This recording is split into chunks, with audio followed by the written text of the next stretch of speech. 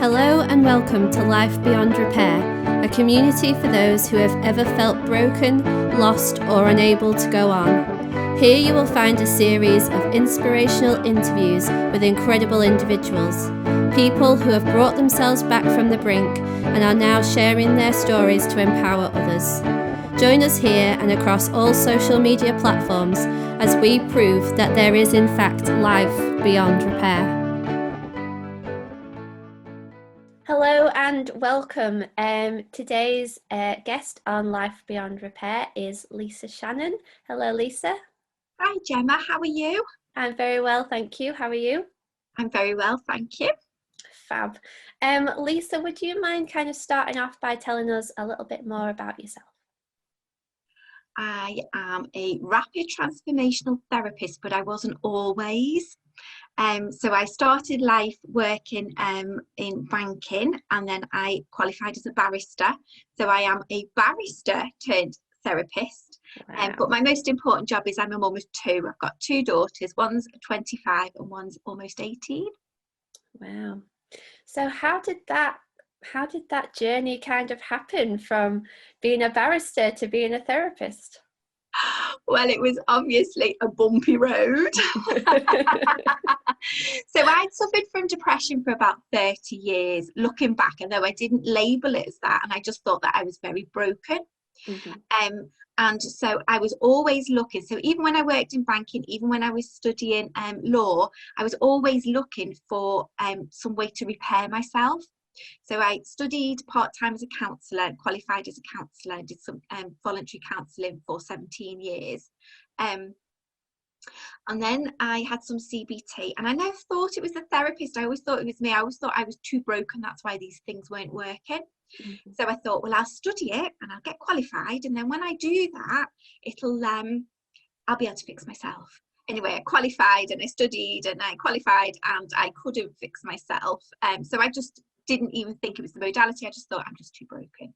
Mm-hmm. And then in 2007, I was talking to a really confident barrister who was telling me about his mental health issues. And I kind of obviously related. And so asked him what he'd done. And he said, oh, this thing, NLP, you really want to try it. It's amazing. And I was thinking, I really do, because I want a little bit of whatever you've got.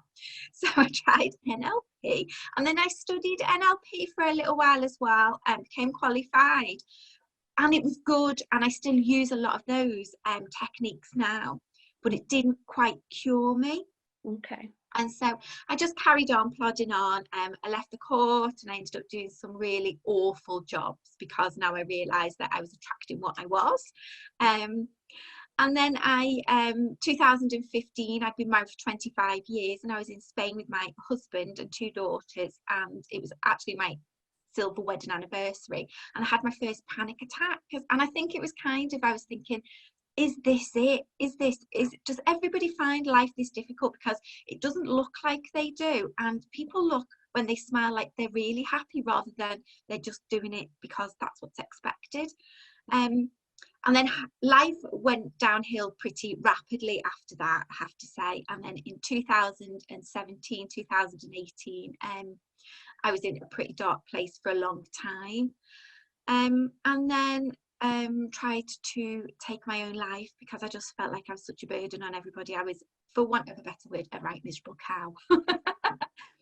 I just looked around, I saw my lovely girls, and that was something that's really, really important to me and very important in my work at the moment. I didn't want to pass my brokenness on to them. Yeah. So I deliberately, if you like, kind of kept a distance to some extent. Mm-hmm.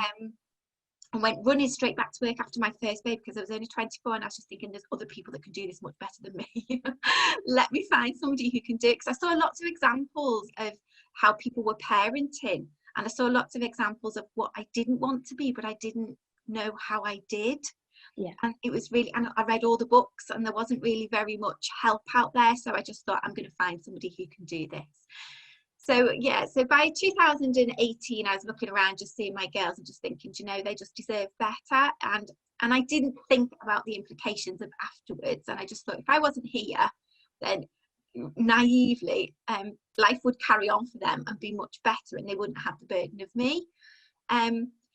But the universe intervened, and the universe intervened 3 times. The first time I was taken off a bridge by an off-duty police officer who was having none of the idea that he was going to ever let me go anywhere, and he delivered me to our local A&E, who then promptly discharged me because I wasn't a risk to anybody else. The second time, my daughter had actually, I'd stockpiled some tablets, and she must have found them. They were quite potent painkillers, because I'd had an achy shoulder, but then I'd exaggerated that to the doctor so that I could get these really powerful painkillers and stockpile them. So I did that, and I went to get them, and she'd taken them, and I felt like my world had exploded, because I felt like not only was she kind of not on my side, but then, you know, she'd actually gone out of her way to stop me doing something that I really felt I needed to do. And it was, I'd had suicidal thoughts before, but there was very much I have to do this. There was very much that urge, that urgency about it, that I need to do it, and I need to do it now, and I need to stop there being any more of this damage that I felt I was causing.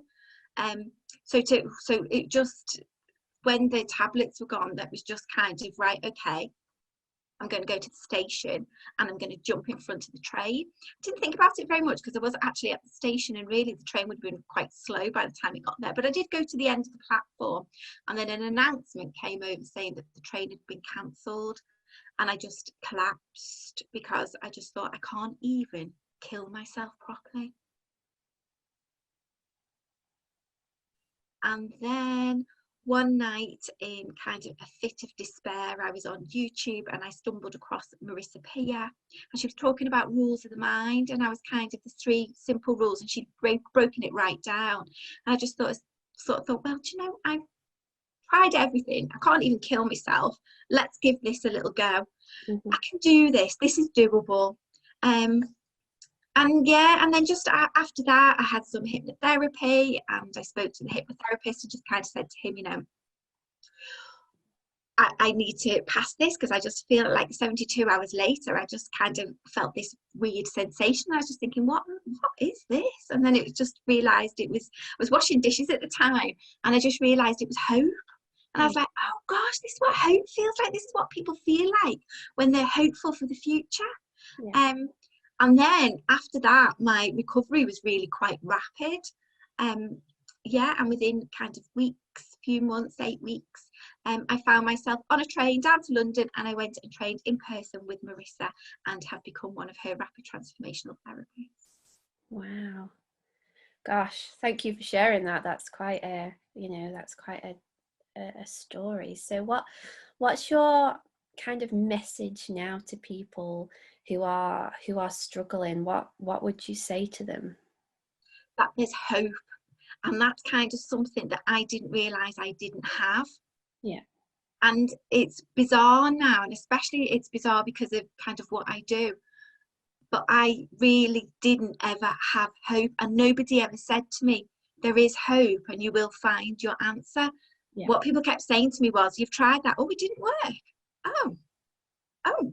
So then, you know, that's back to me. Oh, right, okay, it's because I'm too broken.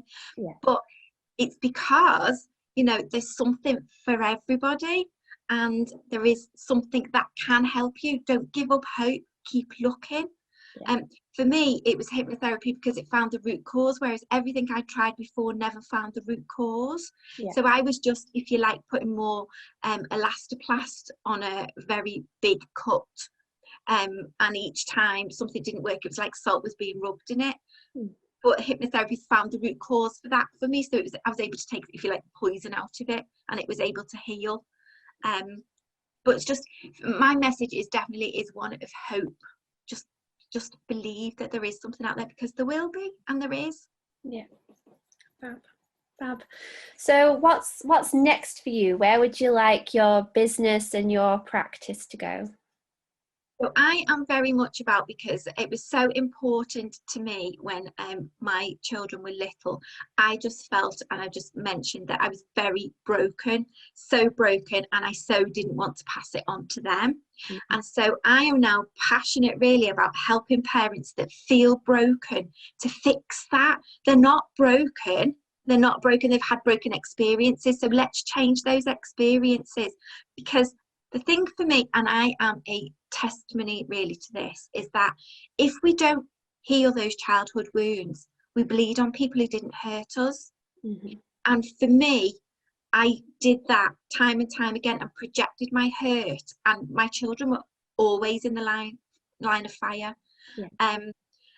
You know, and I just feel passionate that we can stop that when we understand it, and it's about understanding. So that is that is, and I feel like kind of the universe saved me, if you like, for that reason. And I feel very much like I'm on a bit of a crest of the wave, and I'm very kind of like trusting that everything happens for a reason. And the universe, if he's a he, but it brings me some fantastic clients who have some, like, you know, amazing results and amazing transformations. And I've had some fantastic Christmas cards this week of pictures with their parents with children, and it's just life changing. Yeah, fab. So where can people go to find out more about you and what you do?